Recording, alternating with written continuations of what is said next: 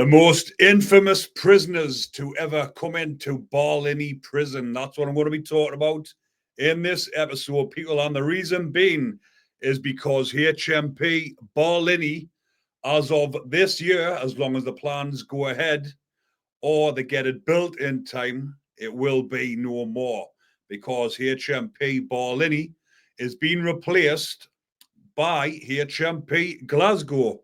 Now, I'll just put a picture up of the Big House, which the Scots all refer to it as. So there is the infamous HMP Barlinnie, Boyle, the Big House, which has been home to some of the most infamous murderers, criminals, gangsters, terrorists, and serial rapists that the Scottish prison system has ever dealt with. Now, I'm going to delve into 6 of the most notorious, which have been inside of HMP Barlinnie. And the first one I'm going to start with is this chap here, who is Peter Manuel. Now, this chap here,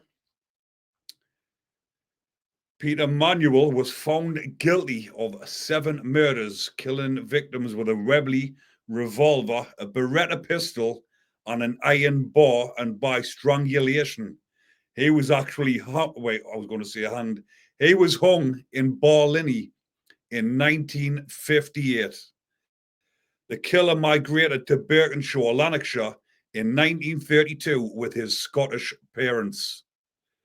His first stint behind bars took place in Peterhead Prison, aged just 16, after a spree of assaults.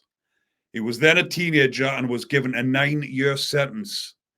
Peter Manuel became increasingly violent after finishing his jail term, and in 1956, he stalked 17-year-old Anne Nealance at East Kilbride Golf Course, which was located in the Calderwood area.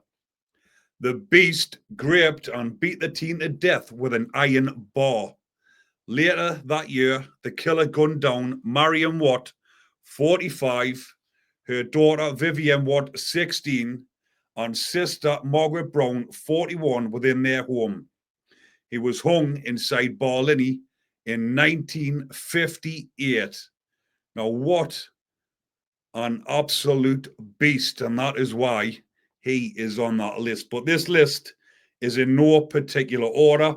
I've just got 6 of the most infamous who were in there. As you can imagine, that's why he is on that list.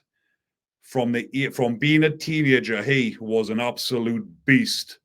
Horrible piece of shit. Now, the majority of the Scottish prison system, or people who have been in there, or people who have been involved, will know exactly who this is. Jimmy Boyle, who was a former gangland enforcer who spent a lot of time behind bars. He was regularly involved in rioting, attacks on screws, and saw him branded Scotland's most dangerous man. Jimmy Boyle waged a one-man war against the prison system and was considered too dangerous to be contained by normal means in the 1970s. He served 14 years for the murder of gangland advisory William Babs Rooney in 1967. Boyle has always denied carrying out the killing, and he is now a respected sculptor and novelist, and he has spoke about his experiences in prison. He has got quite a few books out, and he is now, I think he's around about 80-year-old, and he says Barlinnie prison destroyed me, but also made me a better person. Now, of course, with having such a name like that, and so well known within the system, because he was well known down here in the English prison system as well, because he did come down, and I did put a video on a couple of years back now, where he was inside of HMP Long Lawton talking to the prisoners about reform, and he was seen talking with Charles Bronson inside the prison rather. Now, this next one is Everyone will remember this piece of shit as well. Abdul Basit al-Megrahi, also known as the Lockerbie bomber. So the convicted terrorist was the man found guilty of blowing up Pan Am Flight 103 over Lockerbie on December the 21st, 1988. The Libyan, alongside his countryman Lamin Khalif Fima, was charged with taking the lives of 270 people. He faced trial in front of a panel of 3 Scottish judges at a special court set up in the Netherlands more than 6 years after the bombing took place. Megrahi was found guilty of the brutal crime, whilst Fima was deemed to be not guilty. He was sent to Barlinnie to serve the first part of his sentence, but died at the age of 60 after serving just 8.5 years of his life sentence and having been released on compassionate grounds. Megrahi protested his innocence to the very end.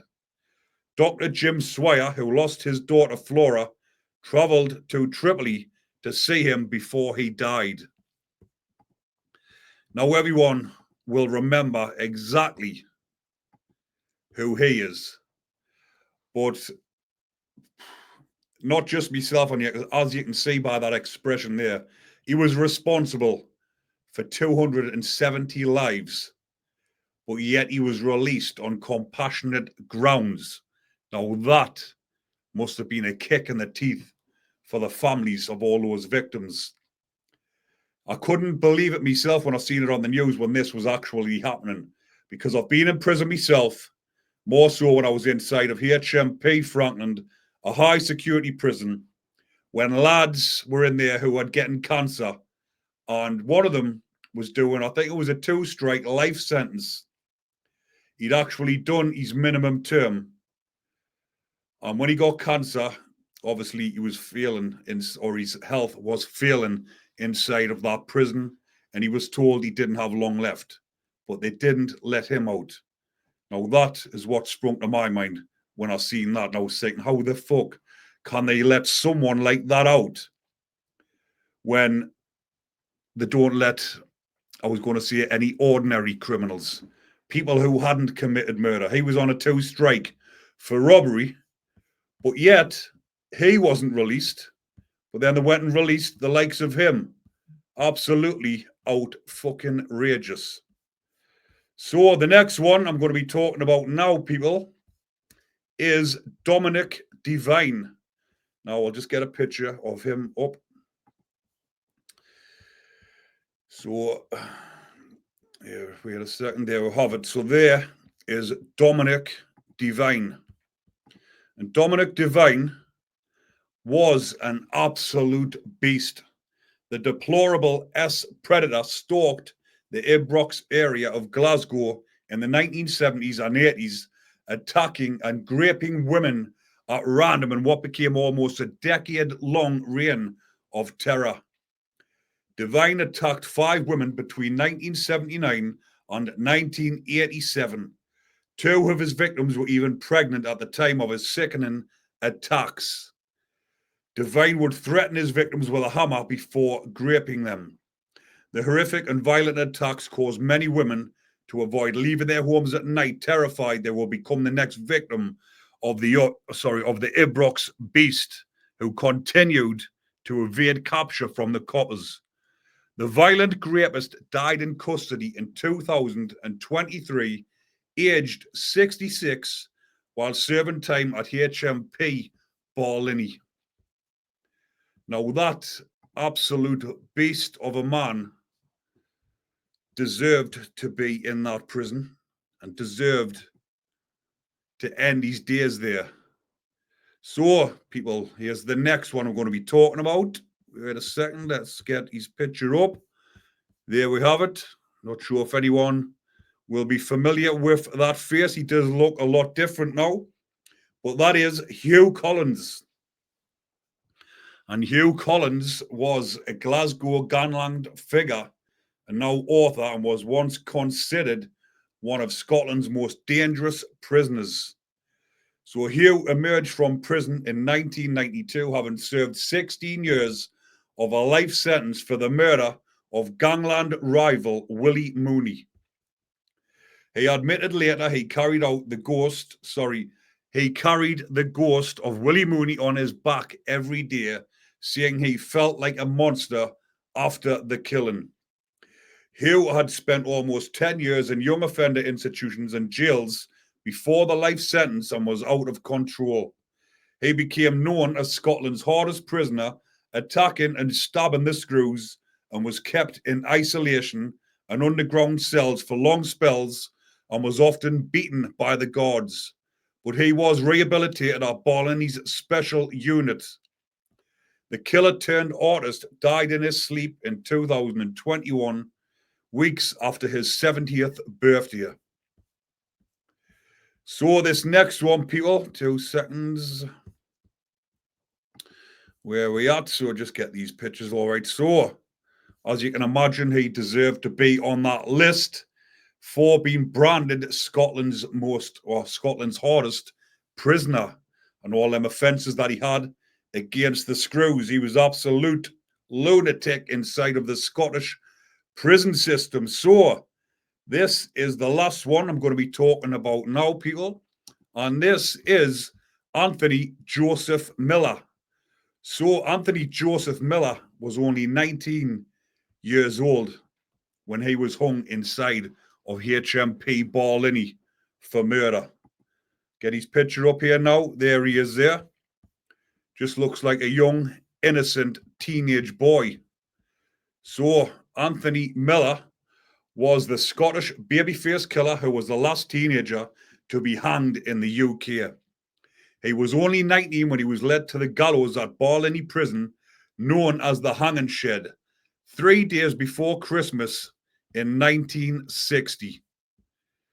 He was the second last criminal to be executed in Scotland when he was hanged at Glasgow's Barlinnie prison on the 22nd of December 1960.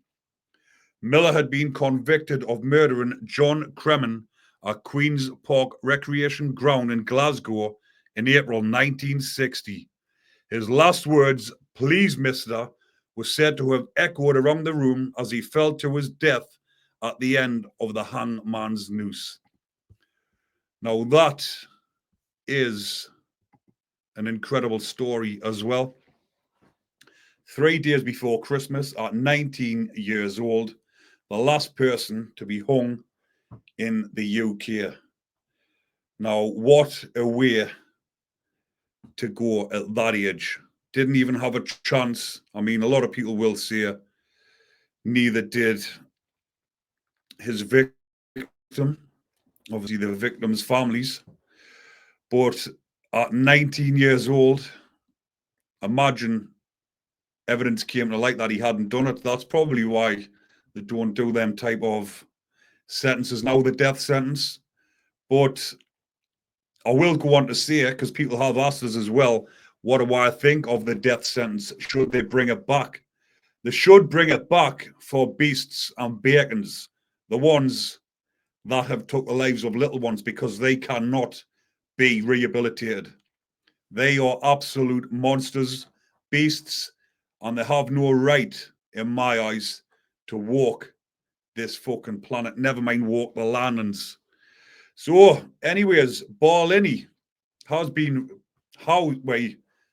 home to some of the most notorious prisoners the UK has ever seen. Now, the big house is going to be demolished, or they might keep it as a museum. But as far as I know, it will be getting demolished, and HMP Glasgow is going to be opening next year, 2026. Now, I have had a look online at some of the plans and some of the layouts, and I have done some computer-generated images, so I'll put one up now. There it is there, and it does look like a luxury. But the Tories, the Scottish Tories, have come out and criticised it and said it looks more like a luxury village rather than a prison. But this is what's the matter with the UK prison system. They want the prisoners to live in squalor and shit and not be rehabilitated. They're saying that this looks like a luxury resort.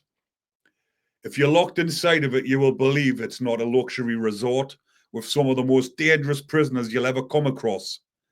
So the Tories coming out and saying that, criticising it, this is what needs to happen throughout the UK. They need to demolish all these old Victorian prisons and replace them with prisons like this, with training centres, rehabilitate the prisoners so that they come out, get into employment rather than be off the fucking nuts in an old Victorian squalor, shithole, full of drugs and come out the same as they went in, or sometimes even worse. Because sometimes some people or prisoners come in who have never touched drugs, and there's that many on the wings, and there's that much fucking boredom. The prisoners end up with habits who have never even took stuff before. So before the Tories, the fucking Ponces criticise the buildings of these new prisons, they need to open up the fucking eyes and think about the rehabilitation of prisoners. But anyways, people, I thought I would just bring you that one, especially me subscribers and viewers up in Scotland when they're loving listening to the Scottish prison stories. So I will be doing a lot more.